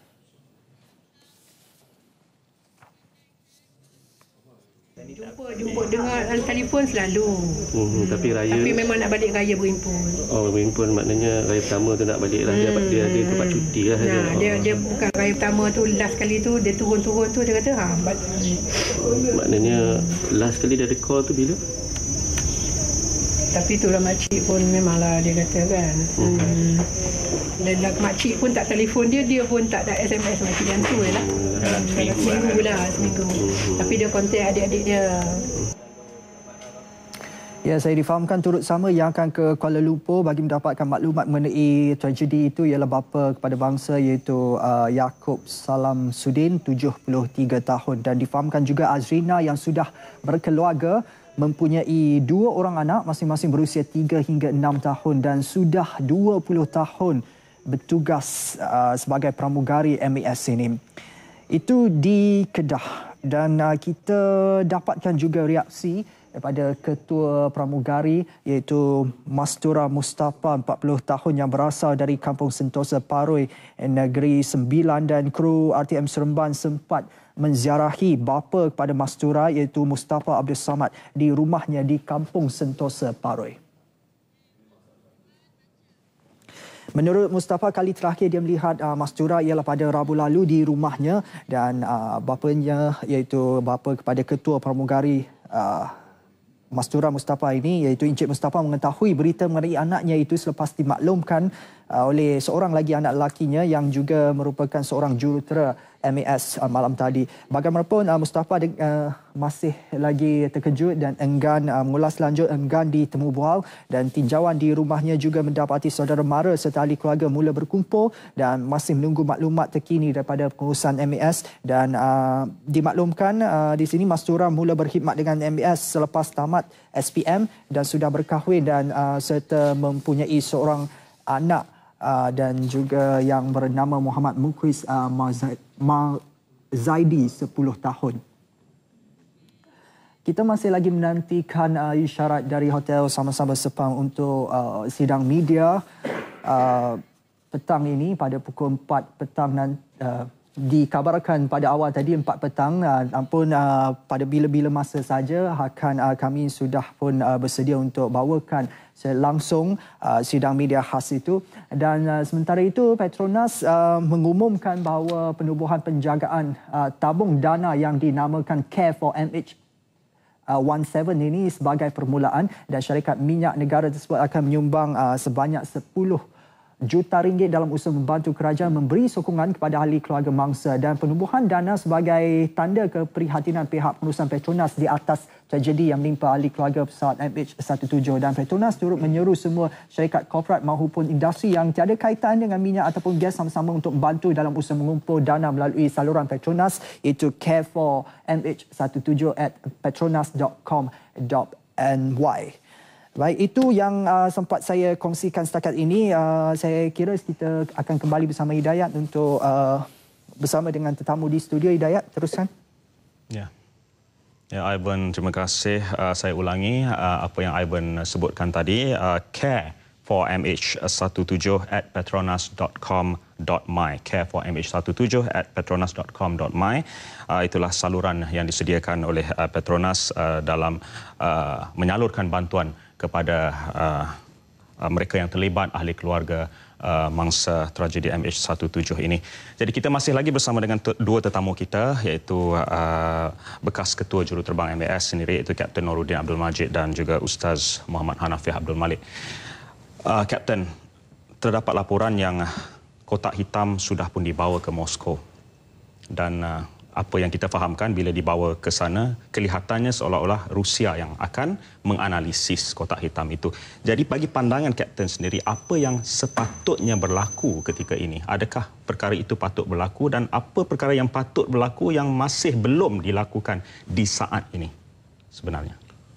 Alhamdulillah, ini adalah soalan utama sebenarnya. Bila berlaku insiden-aksiden, maka pertama sekali undang-undang di undang-undang antarabangsa di bawah Annex 13 dipanggil under United Nations International Civil Aviation Organization. Maka itulah yang sebenarnya perlu dipatuhi. Jadi sekarang terdapat 3 perkara di dalam undang-undang ini. Pertama, pesawat itu didaftarkan di mana? Di mana di situlah pemilik dia. Dipanggil State of Registry. Maknanya Malaysia. 9M-MRD. 9M tu maknanya Malaysia. MRD adalah pesawat, registrasi pesawat, registration. Daftarannya. So berdaftar di Malaysia.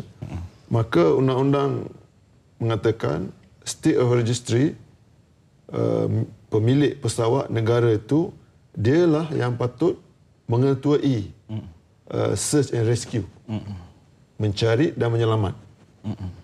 Langkah pertama. Yang kedua, state of occurrence, di mana dia berlaku. Maka sini berlaku di Ukraine, tetapi kawasan pergolakan yang telah dituntut oleh pihak pemisah. Ini masalah.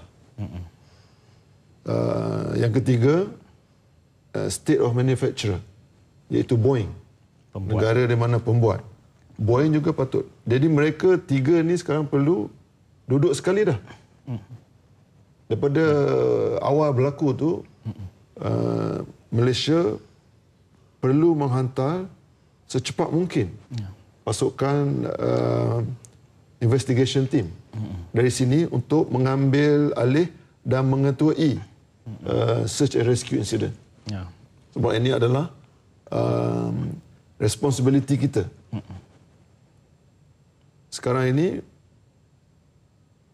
saya rasa kita boleh duduk bersama dengan tim daripada Boeing. Tapi saya rasa pihak Boeing pun cuak juga. Sebab Amerika di sini sensitif.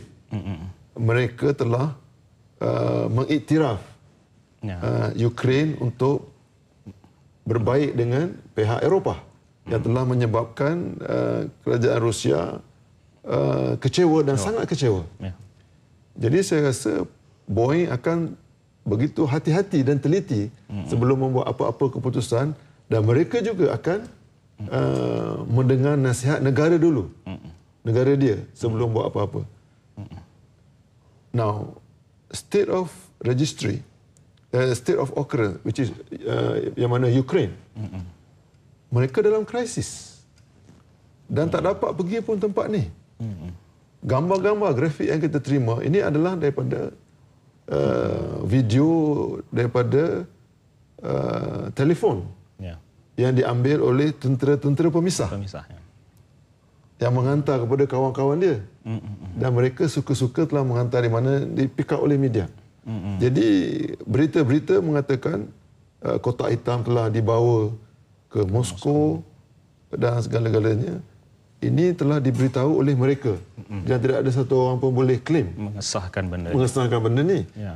Kalau ini berlaku, bawa ke sana, maka masalah pertama telah berlaku. Breach undang-undang dunia. Tapi mereka tak faham. Pada mereka ni negara dia. Macam mana nak selesai masalah ni? Ini rumit.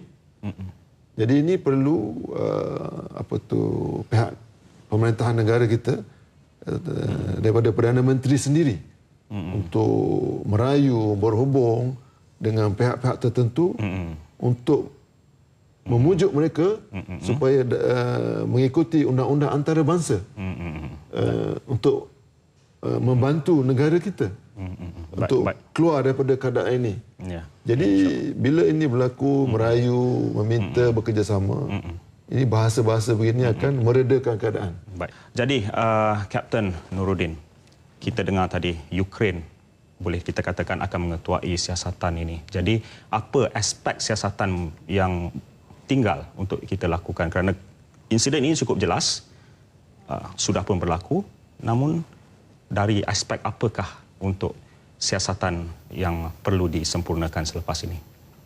Alhamdulillah, sebenarnya kita ada pilihan untuk mengetuai siasatan because state of registry. Dan kita perlu prihatin terhadap keadaan yang mana Ukraine ada masalah besar dengan Rusia. Jadi saya rasa kalau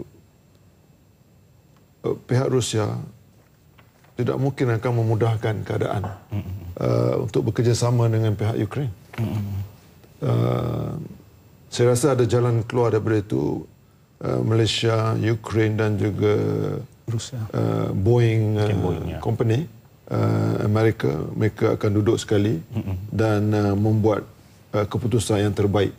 Di sini masalah pertama ialah bahasa.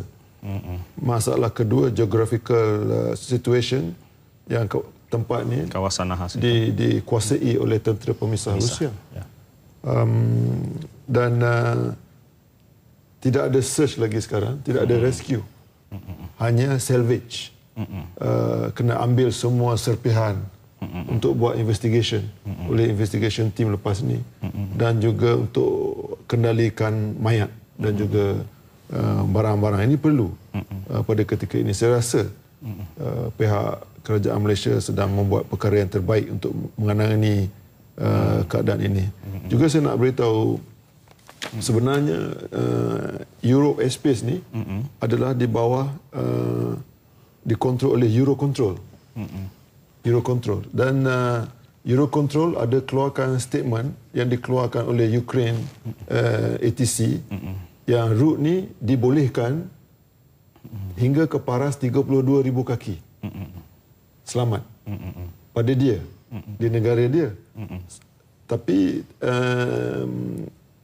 secara teknikalnya, tapi secara apa yang keadaan sebenar, kawasan yang berlaku ni adalah milik pemisah. Bukan milik Ukraine.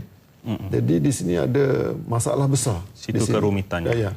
Dan selepas benda ni berlaku, terus pihak Ukraine ATC beritahu Eurocontrol, kami tutup sekarang. Kami tutup di sini, di eastern part hingga ke Russian border. Jadi sebelum ini dan beberapa minggu lepas ditutup hingga 24,000 kaki. Jadi kita sebenarnya kena begitu prihatin dengan keadaan konflik. Keadaan konflik ini. Kita kena peka dengan perkembangan keadaan di wilayah yang bergolak itu. Rakan setugas saya, Ivan tu mungkin ada yang ingin dikongsi sebelum kita menutup paparan kita buat seketika, kerana berita wilayah akan menyusul tepat pukul 5 petang. Ivan, ada sesuatu untuk diperkata? Kita masih lagi berbicara mengenai sidang media yang baru saja kita ikuti tadi dayatnya. Oleh Menteri Pengangkutan Datuk Seri Lau Tiong Lai dan juga Timbalan Menteri Komunikasi dan Multimedia Datuk Jayan Johari juga berada di situ tadi. Sekarang ni Datuk Seri Liau mengambil tugas sebagai jurucakap kepada kerajaan, begitu berhati-hati memberikan jawapan kepada sebarang pertanyaan media sebentar tadi. Dan apa yang menarik yang berkisar tentang pertanyaan oleh pihak media tadi, semua soalannya berkisar tentang laluan yang dilalui ataupun yang diambil oleh MH17 ini, yang diberikan jawapannya tetap sama, satu saja jawapan kepada semua pertanyaan itu, iaitu laluan itu tiada sekatan dan tidak ada sebarang masalah untuk dilalui dan telah pun disahkan selamat oleh Persatuan Pengangkutan Udara Antarabangsa IATA. Malah laluan itu juga laluan yang sama yang diambil oleh sekurang-kurangnya 15 lagi syarikat penerbangan di rantau Asia Pasifik untuk laluan yang sama dari Amsterdam dan juga ke destinasi yang lain di rantau Asia Pasifik ini, termasuk Thai Airways sendiri dan juga MAS. Dan juga pastinya diberitahu tadi bahawa pesawat Boeing 777-200ER ataupun secara spesifiknya MH17 ini dalam kondisi yang baik, diperjelaskan juga di situ tadi. Dan sekarang ni satu lagi tumpuan ialah mengenai black box ataupun kotak hitam itu, arah tujunya di mana sekarang ini. Ada yang mengatakan telah pun dibawa ke Moskow, tapi dinyatakan juga tadi sebarang kesahihannya belum dapat disahkan kerana mungkin pihak kerajaan juga tidak mahu mengeruhkan keadaan ketika ini, jadi mahu menepis segala spekulasi. Itu yang mungkin boleh kita rumuskan. Apapun kita akan perincikan segala intipati dalam sidang media itu dalam berita wilayah jam 5 petang ini, dan juga pastinya perkembangan lanjut akan kita bawakan dalam berita nasional pada pukul 8 malam nanti. Hidayat. Ya, baik Ivan, jelas sekali apa yang Ivan katakan itu. Perkembangan ataupun laporan tentang kotak hitam dibawa ke Moskow itu sesuatu yang belum boleh kita sahkan. Apapun seperti yang kita katakan tadi, ini adalah dugaan kepada negara kita. Jadi bersempena bulan Ramadan Al-Mubarak ini, sebelum kita menutup paparan kita hari ini, saya kira yang terbaik khususnya kepada anda umat Islam yang sedang menonton ketika ini adalah kita menadah tangan berdoa untuk kesejahteraan kita, negara kita. Dan saya serahkan kepada Ustaz Muhammad Hanafiah Abdul Malik untuk memulakan bacaan doa kita sebagai penutup paparan kita untuk petang ini. Silakan Ustaz. Bismillahirrahmanirrahim. Alhamdulillahirabbil alamin wassalatu wassalamu ala asrafil anbiya'i wal mursalin sayyidina Muhammad wa ala alihi wa sahbihi ajma'in. Wahai Tuhan yang menciptakan cinta, wahai Tuhan yang membisikkan rindu. Jadikanlah cinta dan rindu kami hanya untuk-Mu, Ya Allah. Ya Allah, lembutkanlah hati kami semua, Ya Allah. Hanya kepadamu, Ya Allah. Sebagaimana Kau lembutkan besi kepada Nabi Daud AS. Ya Allah, sampaikanlah salam kami kepada junjungan besar kami Nabi Muhammad SAW. Ya Allah, ya Tuhan kami, janganlah Kau murkai kami, jangan Kau turunkan azab kepada kami, Ya Allah, andai kami terlalai ataupun kami terlupa, Ya Allah. Ya Allah, ya Tuhan kami, bagi mereka yang telah menemui-Mu, Ya Allah, dalam peristiwa MH17 ini, Ya Allah, ampunkanlah dosa mereka, Ya Allah. Ampunkanlah dosa mereka, Ya Allah. Kurniakanlah mereka syurga, Ya Allah. Jauhkanlah mereka dari azab kubur dan seksa neraka, Ya Allah. Ya Allah, ya Tuhan kami, Kau Tuhan kami sembah dan kepada Dikau kami memohon pertolongan. Mudahkanlah urusan kami, Ya Allah.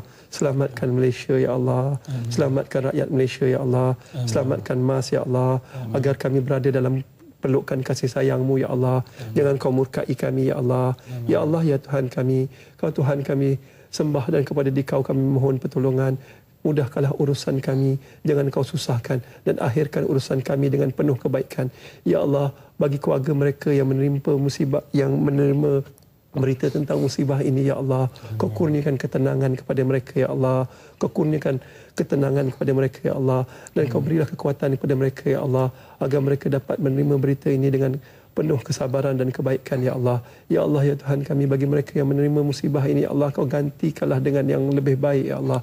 Rabbana atina fid dunya hasanah wa fil akhirati hasanah wa qina azabannar. Subhana rabbika rabbil izzati amma yasifun wa salamun ala mursalin walhamdulillahi rabbil alamin. Amin. Amin.